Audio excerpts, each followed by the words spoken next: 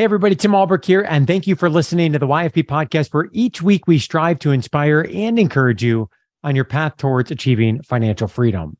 This week, I had a chance to welcome back onto the show Tony Umholtz, a mortgage manager for First Horizon, formerly Iberia Bank. During the show, Tony and I talked through the current state of the home buying market and interest rates, how to navigate the numerous lending options that are available to purchase a home, and some of the unique lending considerations, including those home purchases that are above the conventional lending thresholds, those that are buying land or building a home, and those that are looking to house hack, occupying one unit and renting out the rest. Now, before we hear from today's sponsor and jump into the show, I recognize that many listeners may not be aware of what the team at YFP Planning does in working one-on-one with more than 280 households in 40 plus states. YFP Planning offers fee-only high-touch financial planning that is customized to the pharmacy professional. If you're interested in learning more about how working one-on-one with a certified financial planner may help you achieve your financial goals, you can book a free discovery call at yfpplanning.com.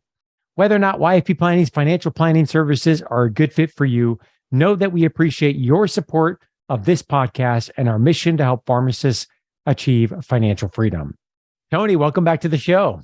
Hey, Tim. Good to see you. Thanks for having me. Really excited to have you as always. Really appreciate your perspective and your insights on the home buying market, on financing, on lending, and really supporting our community with the many questions that often come around this very important topic. So here we are towards the end of 2022. It's been a wild year all around, but especially in the home buying market. Hard to predict this one, right? This was a tough one. Yeah, this has been a wild year for sure. It really has. Interesting year. It really is. What are some of the trends? Obviously our listeners are very well aware of what's happening with interest rates, right now on the climb. Obviously there's some uncertainty, economically. Different day brings different headlines of what we may expect. Obviously, we just went through an election that had some potential impacts as well. What are you seeing on the ground as we get ready to wrap up 2022 and some of the trends heading into 23? Well, we went from the beginning of the year, we saw record low interest rates, and the Fed was determined, obviously, we've talked about this in previous podcasts, to stop inflation. That was the key driver of the cycle, is to kill inflation. And by killing inflation, you got to slow the economy down. Mm-hmm. And that definitely slowed housing. There was record demand for housing. We still see good demand. And it's interesting, though, we may have seen something shift. So last week, we did have the election, but the bigger data point for the economy may have been the CPI report that came out last. Okay. Yep. So the consumer price index came out last Thursday, and that reading was lower than economists had expected. Okay. So big shock, right? Yep. And when we saw the stock market rally, we saw bonds rally, rates have improved since Thursday. We're giving a little bit back today, but I think we could be in a trend. Now, one report does not mean, hey, we're out of the woods, guys. We're all ready to, we're out of the woods. It's ready to go. Everything's going to rip more going up. But I do think if we continue to see this trend into 2023, rates are going to slowly fall, and we're going to see better times ahead for the rate market. I really believe that. And we have a lot of demand on the sidelines. Yeah. I've gotten a lot of clients reaching out to us. Hey, we decided to rent at the beginning of the year because we didn't want to get in a bidding war. We want to buy next spring. I mean, as rates get better, you're going to see more people come back to the housing market. That's what I'm interested in seeing, Tony. It feels like there's naturally some pent up demand of people that have been sitting on the sidelines, both on the buyer and the seller, right? You think about people who, maybe didn't have to move, but would like to move. Right. And they're sitting on a 3%, high 2s, low 3s rate. And they're like, hey, I really don't want to trade that for, high 6s, 7s, wherever rates may be. And so I think there's some pent up demand on the seller side, obviously the buyer side. So it'll be interesting to see where that shift is. Our listeners know all too well the impact of those rates. Many people listening to this show, first time home buyers, or perhaps second home as well. But, just a year ago, we were sitting at rates, 30-year fixed rates, hovering around 3%. Obviously, we're now hovering closer to 7%, a little bit north than that. And just for some round numbers, what that means is today you can buy a $300,000 home for approximately the same monthly payment, principal and interest, that you could get a $500,000 home about this time last year. And so a lot of people, of course, because of other financial priorities, are looking at what that monthly payment would be. Many of our listeners also looking at student loan payments, perhaps starting back up in the new year. At least that's what we know now. There's a lot of activity in that space as well. And so, those are going to get folded back into the monthly budget. There's just a lot of intersecting things, coming together at once. So it'll be interesting to see where things head into 23. Tony, that makes me think, though, that if we do see, and again, obviously, we can only predict so much of what will happen, and we'll all keep an eye on this. But if we do see rates, come down some in 23, maybe even perhaps in the second half of 23, I got to believe that the refinance market may pick up again. Is that fair for everyone that's been buying here over the last 6 to 9 months? Oh, absolutely. Yeah, I anticipate we're going to see quite a few people who have bought in the last 6 months be in a position where they can. And I think you're going to see rates trending better. It's hard to say exactly where they'll fall, but it wouldn't surprise me by the end of next year if we see that 30-year fix closer to 5%. So if you bought a home and you're at 7%, I mean, you're going to be able to get a 2% spread on that. Yeah. So, and I think we'll know more as we go into the year. And there are, and I guess some of the news here, I mean, consider one sector that's been getting hit a lot with job cuts is the tech sector, right? It really did well during the boom there, COVID, and you're seeing a lot of job cuts, a lot of layoffs. My industry has had a lot of layoffs. I mean, some publicly traded mortgage companies have cut like half of their staff. It's amazing. So it's been very tough in the real estate and mortgage industry. But at the same time, you hate to hear job losses, but those are the things that, if we get into a recessionary environment, the Fed will have to let off a little bit. And the other interesting thing to look at, is I've seen 4 inverted yield curves in my career. So this is 20 years I've been in the lending business. And we have a nice wide inverted yield curve. And what that means is short-term treasury bonds or short-term bonds are yielding more than a long-term bond. So if you go to the treasury site to buy a treasury bond for 1 year, you're going to get 4.5 or greater today. And your treasury is about a half point below that, maybe even more. Okay. For 10-year bond, right? It doesn't always make sense to lock your money up longer, lower rate. So typically when I've seen that, again, nothing's for sure, but you typically see lower rates in the future when you see that type of curve. And I think that's going to lead to better things to come. But when the Fed is raising rates and they still have a couple more, they're going to be aggressive. We got to see what these reports come out to be, because we could still see 200 basis points, 2% move higher in the Fed funds rate. And what that may do, though, is widen that inversion more. So we will see more Fed rate hikes, and just what's going to happen on the long end of the curve. And that's where mortgages are priced. It's more on the long end of the curve. And I'll add one more thing, just because, some people may want to understand this, but we also have record spreads right now of mortgage bonds above treasuries. And what that means is the spread that historically has been there is higher than normal. So if the 10-year treasury is 4% and mortgage rates are 7%, that they really should be closer to 6%, right? But there's a spread involved because the servicing value in a mortgage is no longer there. So if you're an investor, you're not going to say, I'm not going to pay for this right now because the odds are it's going to refinance off my books, right? So the market's dealing not only with higher rates, but higher spreads. And once this stuff all calms down, we'll get in a more normalized. Yeah, it's interesting. I don't think, I'm thinking a year ago, as we had a similar conversation, I don't think either one of us would have predicted that, hey, we might see people refinancing in 23 at 5%, right? I mean, it's just kind of crazy. We obviously saw historically low rates because of rates where they went up. The refi market largely dried up. And I think it's going to be an interesting trend to watch in 2023. So today we're going to focus on the myriad of financing options that are available when making a home purchase to make sure that we're evaluating all of our options and, of course, being informed as a buyer so that we make sure we're getting the most bang for our buck. And so I want to walk through Tony, how you tend to think about the home buying process and getting to that point of the right loan for the right buying situation. And I think this is really important, as we'll talk about throughout the discussion, whether it be rates, whether it relate to credit score, amount of down payment, type of purchase decision.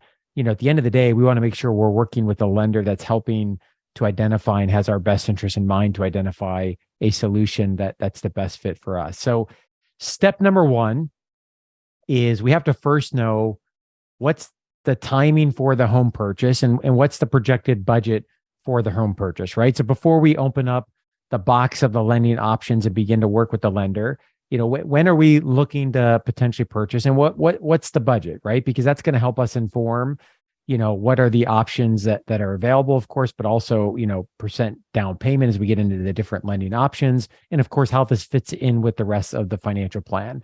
So once we do that, and we've talked about that before on the show, so we're not going to go into a whole lot of detail there. Then we move to step number 2, which is getting pre-approved.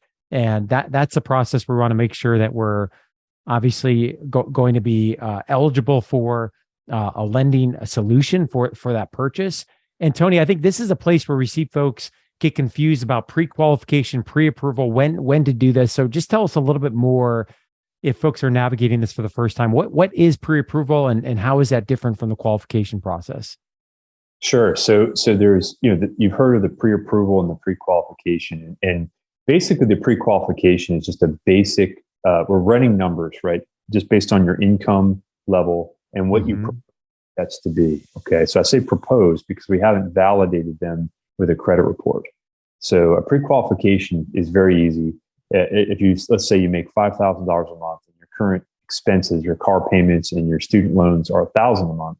Well, then that's your current income and debts. Now you add the mortgage in there, and let's say it's $2,000 a month. Well, in that scenario, your debt to income ratio would be too high anyway, because you're 50% of your income. Okay, so a pre-qualification does not validate income with documentation or credit with credit report. A pre-approval is going to be, we're going to validate your income with a pay stub or a tax return, and we're also going to review your credit report. And what mortgage lenders do is we run what's called a tri-merge report. So a lot of consumers will say, hey, I've got a Credit Karma account and I can see my Experian score. Well, that doesn't always reflect what a lender will see, okay? So lenders pull all 3 bureaus, TransUnion, Equifax, Experian, and they look at all 3 and they use the median score, okay? So a pre-approval is going to have your median score. We're going to use that. We're going to review all your debts and liabilities on the credit report and going to validate your income. So it carries a lot more weight than a pre-qualification. And a lot of these realtors know that, and they oftentimes will not let you sometimes see the house or work with you until they have that in hand. And typically a pre-approval lasts for how long? As people are thinking about, is this something I should get now, even though I might not be looking seriously for another 15, 30 days? How long does that pre-approval typically last? Typically about 90 days, okay. 90 days to 120 days. And one other thing too that we're starting to do, and I think some others in the industry are doing, is we're doing some soft pulls on credit where they don't have a hard inquiry.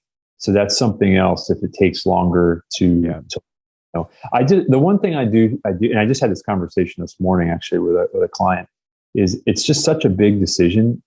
I wouldn't leave it to chance. When you've got a lot riding on, if you slam dunk and there's no issues, and you have margin in your life, margin between what you take in as income and what your liabilities are, it's probably fine. But in this case that I had this morning, it was tighter than it should be, right? You should definitely make sure it's worth the inquiry to have peace of mind and know what direction you're going in. So at a high level, Tony, pre-qualification, essentially self-reported data, pre-approval is validated information based on submitted income, paychecks, credit scores, and so forth. Okay. So if we assume that someone has done the diligence to know, what the budget is and that it fits within the context of the rest of the financial plan, I always encourage folks on the pre-approval, sometimes, especially first-time home buyers, I've been in this situation. You go from, hey, I'm just browsing to like, I'm really serious. That can happen very quickly, right? I mean, it's an exciting time. It can be an emotional time. And so, if you feel like there's a high likelihood that transition could happen quickly, then the pre-approval really allows you to be in that position to make an offer and be competitive in the market.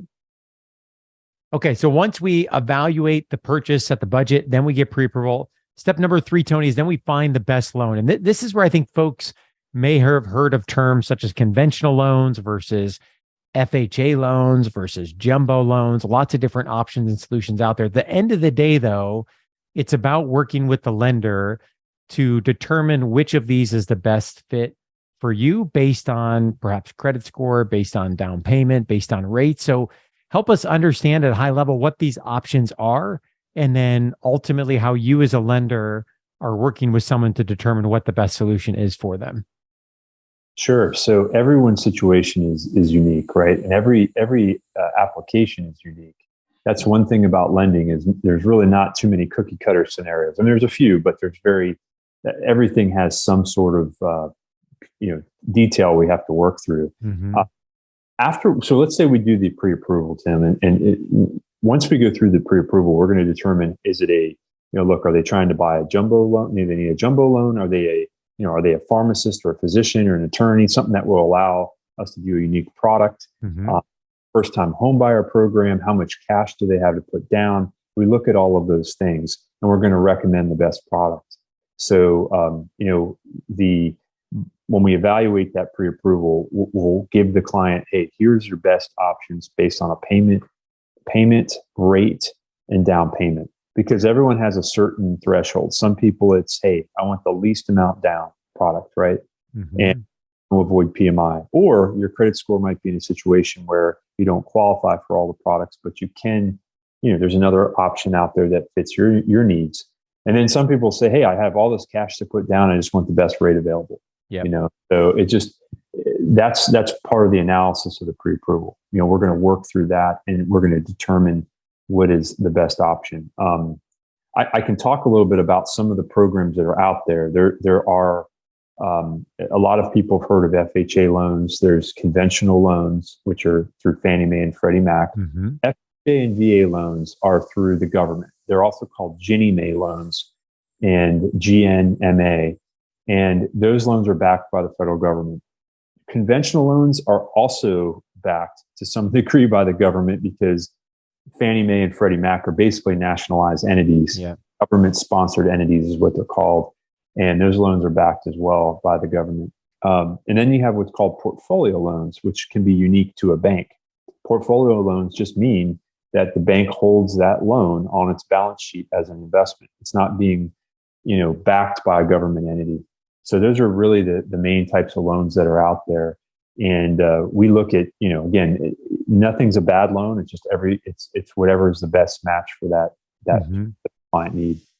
And I think that's just a really important point, Tony, because I think as folks are finding the right fit and solution of the lender they're going to be working with, to me, this is a really important discussion of what are the options that are out there? What's the best option available for me? And that we're not just necessarily looking at, what one option, whether it be because of that's what they're familiar with or because of how fees may be assessed on that product, but are they really understanding me as a pharmacist with this credit score, with this purchase price in mind, with this option to put down? Okay, with those chips on the table, what's the best fit for me? And then let's work with that so I can get the best rate. And obviously, depending on the desire for how much they want to put down, make sure there's alignment there. Now, I think one of the things I hear a lot, Tony, is pharmacists, especially first-time homebuyer pharmacists, are often leaning in an FHA loan or think that may be the best option for them. And I think that's typically because of either a lower percent down, or in some cases, they may have a lower credit score. I think that probably is a less likely scenario for pharmacists, but it may be certainly for some. But it's typically the low down payment that they attribute to an FHA loan that they think that might be the best option. So tell us a little bit more about what are the down payment requirements and why that product typically might draw the attention of pharmacists. And perhaps that's a fit for some, but many, it may not be the best option despite them thinking it is. That's right. And so FHA loans are extremely popular with first-time home buyers and clients that are seeking less money down. It's been I've wrote hundreds of them in my career, and they're good. They're a good program. There's nothing bad about the product. Um, I would say that most lenders, that's what they're going to offer, right? If they don't have a loan, like for example, our company does, because with less down, it's not FHA. But FHA loans are excellent for no money down because it allows 3.5%, and you can get in with very little down. Rates are usually pretty good. And it's also flexible on credit score. Mm-hmm. So if a credit score that might be a little bumpy, it's going to have some flexibility there, and will be a good fit for some people. The other thing where I've used FHA quite a bit this year is for clients buying a multifamily. Yeah. And I want to touch on a few things with this, but for a 3 or 4 unit property, the county, specific county. Now, FHA loans have loan amount maxes. So there's maximum loan amounts on a county by county basis. Mm-hmm. Okay. And that's throughout our country. So loan amounts are determined by that metro area, that MSA, for example. Okay. So, around New York City is going to have a higher, 4 unit threshold than maybe Columbus, Ohio. Right. But every area is going to be different. Now, so I'll give you an example. This client bought a 4 unit property. I think they spent $660,000, and they put 3.5% down and lived in 1 unit. Okay, rented out 3. And they had great credit. They could have qualified. But see, to do a conventional loan, right, you have to put 20% down. Yep. Okay. Now they did have PMI, but they did 3.5% down on a 4 unit property. So that's where FHA is a great tool, right? The downsides of FHA that I find is that you're typically dealing with PMI that can never be pulled off. Okay, the loan is going to have PMI for life. Yeah, that PMI is high too. So no matter what that rate is on FHA, it's a big premium added to the monthly payment. And the other thing is the loan limits, right? So some counties, the loan limits are going to be below. They might be 380, and you're trying to buy a house for 475. Yeah. So it's going to limit you in what you can purchase. So those are the downsides of FHA, and that's why we always look at the whole situation, because conventional loans, or home start loans through Freddie Mac, there's all sorts of things that we look at. And of course, if you're a pharmacist professional, you're going to have options with no MI with 3% down. So, so there's going to be more flexibility there in that product. And that was really my hope with this episode, is that I personal experience, I kind of went down this path, and I see a lot of folks come to us with questions that I think they're often thinking conventional 20% down, or FHA, 3.5% down. Maybe there's an awareness of the PMI, maybe there's not. But that those are the only 2 options that are out there. And that's really the take home point of this episode is, often there are more options, especially for pharmacists that are listening, or depending on the loan size. And there may be some limitations. Yes, that low down payment of FHA loan is attractive, but Tony, as you said, and I lived this firsthand, our first home we bought with an FHA loan for the exact reason, that we're talking about here. First time home purchase, we were itching to kind of get into that home, weren't at a place to save up to that 20%, saw the 3.5% option that was presented to us by the lender as the preferred option. And I did know of PMI and what it was, but I did not know it was PMI that could not go away. And I specifically remember getting a loan to value ratio. I think we started to pay it off after, 5, 6, 7 years. We got that down into the mid 70s, 75%. I remember calling the lender of like, hey, all right, time to get rid of PMI. And it was like, not so much. And by the way, you paid the PMI up front. And I was like, oh, okay. So, lesson learned. But I think that's a really important takeaway, that not all PMI private mortgage insurance is the same. Of course, the PMI rates can be different. And also on a conventional loan, correct me if I'm wrong, on a conventional loan, if someone doesn't put down 20%, and they have PMI, there is an option for that PMI to fall off, but not in an FHA loan, correct? That's right.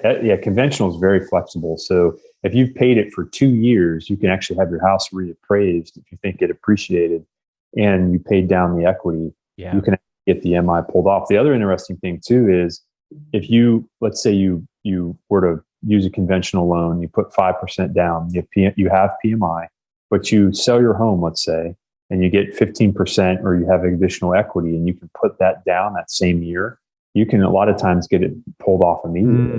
Mm-hmm. So there's a lot more flexibility with conventional mortgages for sure. Yeah. Just quick definition on PMI for those that are going through this for the first time. So PMI, private mortgage insurance, is essentially, allowing the lender to feel you're paying an insurance premium as what I've always interpreted as a foreclosure risk, right? So if I, only have 3, 5, 7% down, it's not a full 20% that you'd see in a conventional loan, then I'm a higher risk to the lender. If something were to happen that we're unable to make payments, then I'm going to have to pay insurance for not having a larger down payment. Is that accurate, Tony? That's exactly right. Yeah. Okay. So there's a set like conventional mortgages, for example, they have a set amount that the lender is so up to 80% LTV. They would, for example, but above that additional equity is uninsured. So the lender could lose that, right? The investor could lose that. That's why they have IP. And with FHA, it's a government pooled program, but they collect that premium to pay for it. And frankly, they have some of the most highest losses in the industry. Yeah. So that's why that premium is charged to help keep the program going. The other thing, Tony, I don't know if this was just my experience, but when we went to go sell our home, our first home, and we made the move to Columbus, the buyer, we did a for sale by owner. I'm not sure I'd ever do that again, by the way. And the buyer was using an FHA product, and it felt like the inspection requirements.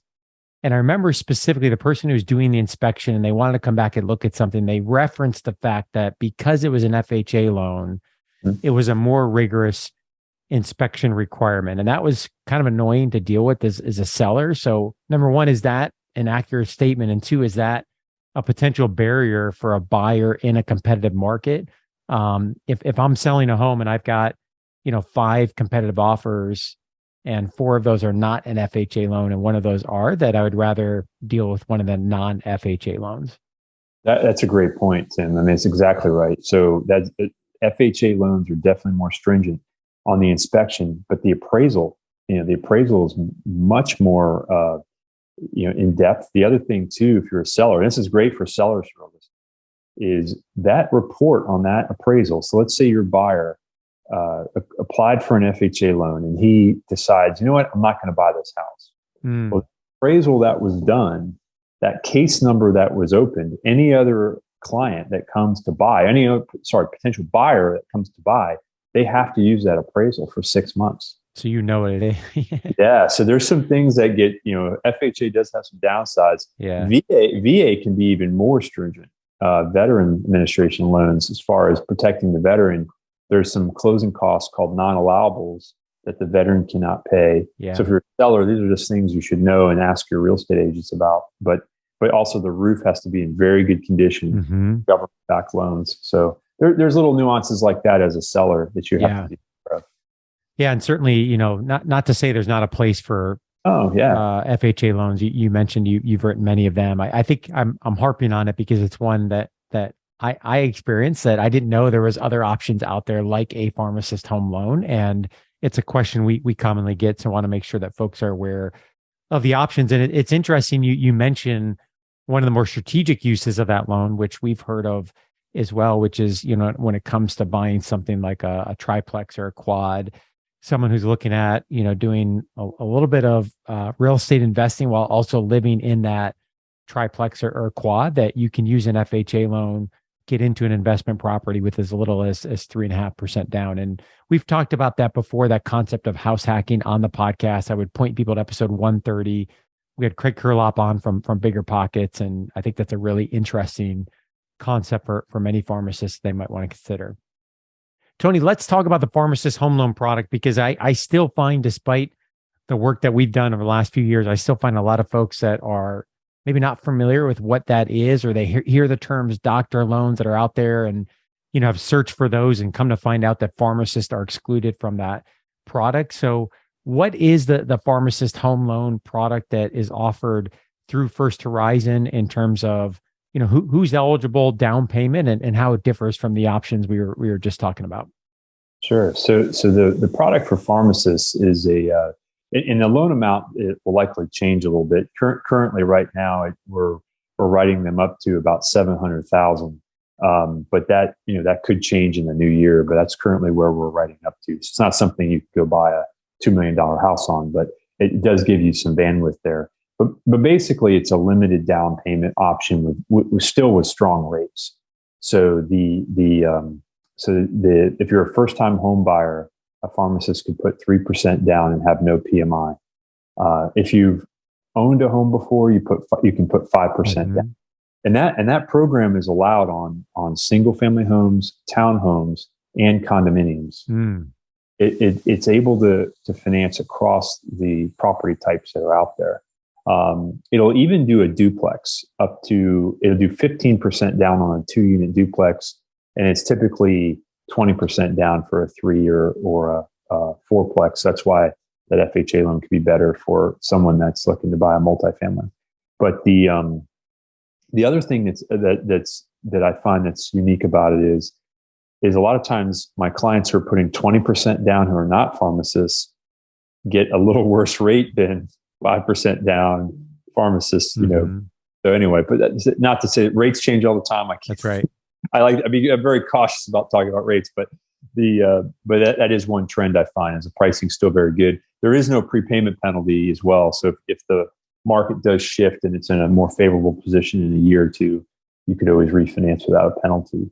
And also there's, there's not stiff and required, steep reserve requirements. Yep. And that's significant because a lot of these programs out there for doctors, attorneys, professionals, they require you have reserves, and not having reserves is another big piece. So you could, if you have your 5% down payment and just enough for closing costs, you really don't need to have a steep amount of reserves on hand to qualify. Where some programs require 6 months of mortgage payments, which is pretty hefty. So 3% down, no PMI, first time home buyer, 5% down, no PMI if they're not a first time buyer. I like the thing about this, Tony, is kind of the best of both worlds of an FHA and a conventional loan in terms of, not having to put, 20% down, but trying to get rates that are competitive, if you were, or you mentioned in some cases may even be more competitive, and currently available in all states except Hawaii and Alaska still, correct? That's right. Okay. I haven't sprung for the licensing there yet. We'll get there. Maybe soon, man. And credit score is one thing we didn't mention. Minimum credit score of 700, or has that changed? It's still 700. Okay. That's correct. Okay. That's correct.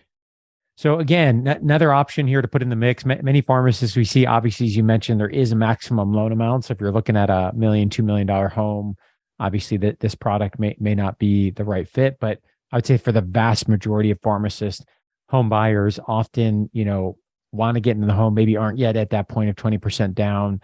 Would highly encourage you to check out this product. You can go to yourfinancialpharmacist.com/home-loan. Again, yourfinancialpharmacist.com/home-loan.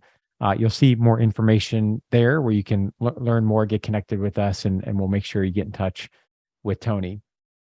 All right, let's shift gears and wrap up by talking about specific scenarios, or I guess some of the common questions that we get where folks may be wondering, well, what about this, right? And one of those is coming off the pharmacist home loan is, hey, Tony, I'm a pharmacist interested in that pharmacist home loan product, but I'm looking at a purchase price that's north of 700, 715, whatever that requirement may be at. So at that point, what options are you typically evaluating for pharmacists that are above that lending threshold?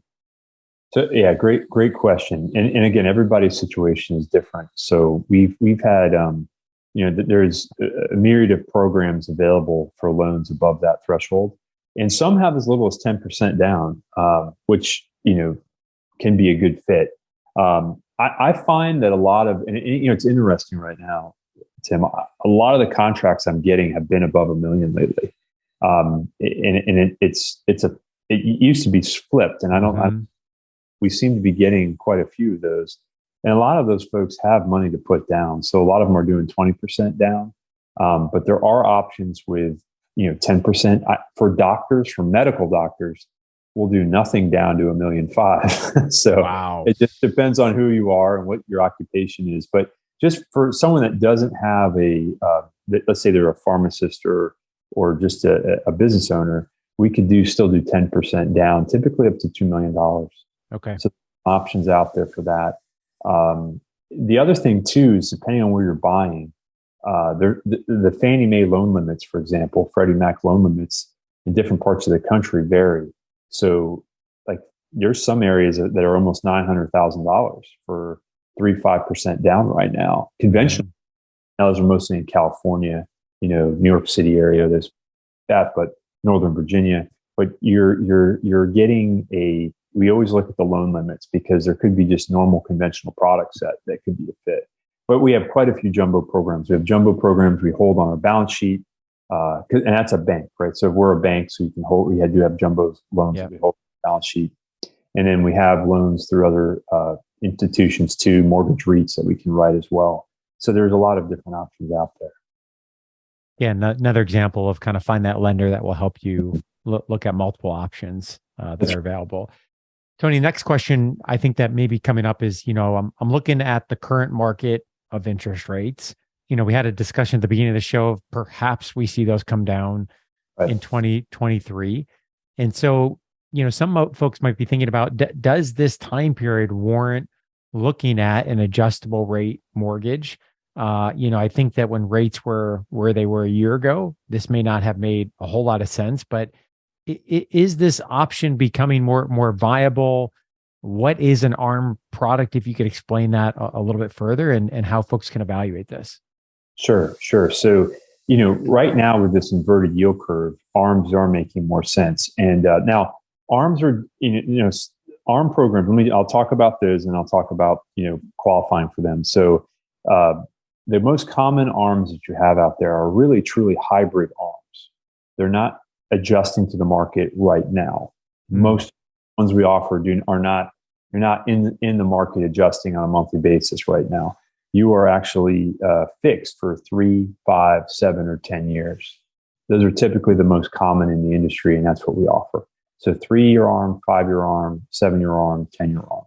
And what that means by 3, 5, 7, and 10 is that the rate is fixed for that period of time. So 3-year ARM is fixed rate for 3 years, and then it can adjust after that. And it's still a 30-year loan. These are all 30-year loans with a 30-year amortization, but they're going to adjust, after that fixed period.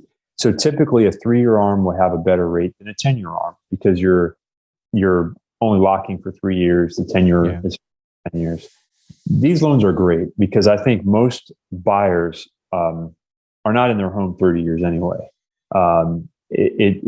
Especially the 10-year, it gives you flexibility. The rates are better than fixed rates. So there's a lot of good things with the ARMs right now, and we are seeing an influx of them. We're writing them, especially on the higher end buyers. I find that a lot of them want the ARMs versus the fixed. The downsides of the ARMs are they typically aren't going to be available through any conventional product, right? So Fannie Mae, Freddie Mac, FHA, VA, there's no ARMs to speak of. The secondary market has shut them off. So the only way to get an ARM product is typically through a bank. They're going to hold on their balance sheet. Okay, so you're not going to be able to get that through a government sponsor. But ARMs are great. I'm very much I really do like them. Now I will say, I'm gonna mention this because no one knows for sure the future, right? So there's a lot of people floating out there this 2-1 buy down, and if you really pull this 2-1 buy down apart, you're paying for all this buy down interest. So you're paying for it. There's a good chance you can refinance anyway, and long-term fixed rate is higher than what you could get if you just locked in a fixed rate. So you got to be really careful and understand the fine print that's out there. Because I'm seeing a lot of those out there right now. But can you explain that one a little bit further, Tony? The 2-1 buy down. Yeah. So what's happening now is a lot of lenders are offering what's called a 2-1 buy down. So let's say they offer you a 30-year fixed rate at 7%. But what they'll do is they'll charge you interest to buy the rate down by 2 percentage points. So year one, let's say you're paying 5% year one, year two, you're paying 6%. And then the life of the loan after that, you're paying 7%. But you're paying the interest, right? They charge it. Most of the time that I see it, it's being charged to the client directly. And And then the other times, oh, the seller will pay it. Well, you're still paying, right? The seller would lower the price of the home if you asked them. So that's usually how it's worked. I'm not a huge fan of it because you could probably get 6.625 on a 30-year fix versus 7 if you just lock the 30-year in for life. And the only reason I say this is, what if rates don't go down? You never know. We think, and based upon history, it looks like it's going to happen. But what if it's stubborn, right? Inflation goes back up. It takes a few more years or whatever. That would be the benefit to that, and that's good to have the fixed rate. So, so just something to consider. The 2-1 buy down is very common out there right now. It's marketed a lot by mortgage companies, and you just have to understand the fine print. Yep, great stuff. Thanks for the explanation. And then finally, anything unique? So if somebody's thinking about, building a home or buying land to eventually build a home on, any unique considerations from a lending perspective that they need to be thinking about? Definitely. So there's a couple ways that works, right? When you're building a home, you either go buy a lot that a builder owns, and you sign a contract with the builder, you give them a deposit, and they build it, and you close when the home is completed, right? So a lot of the national builders, that's how they work. You give them a 10% deposit, and you get a loan approval. I just issued one this morning for a client. They're going to take 9 months to build. They're going to put 10% down, and we're going to write a higher loan to value, and they're going to get some of that money back when they close. That is a typical, that's called as an end loan, right? The builder will build it on their credit line, and then you just close when the home is completed. Okay. That's the first option. The second option is what's called a construction to permanent loan. And what that is, you're actually building the home. You're constructing the home with a loan. Now, this is a much more complex transaction, requires a much stronger borrower, because typically you're putting down at least 20% down in that scenario. And you're buying the land and you're building. Sometimes you buy the land first, and you got to get a lot loan, and then you have your plans and specs and your agreement with the builder, and you're combining both of those together to build the home. And that's called a construction to permanent home, a loan. It's typically the only way to build a custom home on a lot that you picked out or you own. Okay. So that's something that is much more complex, but is something that we do. We do a fair amount of it. It's just so basically in that situation, Tim, you're going to pay incremental interest on draws paid to the builder. Okay. So if the builder says, I'm going to need 5 draws to build your home, each time the lender pays a draw to the builder, there's going to be interest calculated, simple interest. And at the end, you just convert to your permanent loan. Yeah. And we lock the rate up front. Some lenders do, some don't. But that's basically the premise of how it works. And you want a construction to permanent loan because that's a single one-time close. You're not closing. Tony, yet another example of where the value of the relationship comes in with the lender, and obviously someone who's been down whatever path you're going down. And I think that's what excites me so much about our collaboration and relationship over the last few years. If you've worked at a lot of pharmacists in a lot of scenarios, first-time home buy, non-first-time home buy, investment property, house hacking, buying land, building their own property. And, it's someone that we can put a face to a name, and we have an opportunity to connect with and ask questions, which I know many of our listeners do. So super grateful, as always, for your time and your contribution to the community. Again, folks can learn more about First Horizon, our collaboration, and get in touch with you by going to yourfinancialpharmacist.com/home-loan. And I would also point people, we'll link to this in the show notes. Just a couple months ago, Tony and I did an FAQ episode on financing options, commonly asked questions. That was episode 271 for those that are going to be going through this process here in the near future. Tony, as always, thanks so much. I really appreciate your time. Yeah, thanks for having me, Tim. Great being with you. Have a good one. Thank you. As we conclude this week's podcast, an important reminder that the content on this show is provided to you for informational purposes only and is not intended to provide and should not be relied on for investment or any other advice. Information in the podcast and corresponding material should not be construed as a solicitation or offer to buy or sell any investment or related financial products. We urge listeners to consult with a financial advisor with respect to any investment. Furthermore, the information contained in our archived newsletters, blog posts, and podcasts is not updated and may not be accurate at the time you listen to it on the podcast. Opinions and analyses expressed herein are solely those of your financial pharmacist unless otherwise noted and constitute judgments as of the dates published. Such information may contain forward-looking statements which are not intended to be guarantees of future events. Actual results could differ materially from those anticipated in the forward-looking statements. For more information, please visit yourfinancialpharmacist.com/disclaimer. Thank you again for your support of the Your Financial Pharmacist podcast. Have a great rest of your week.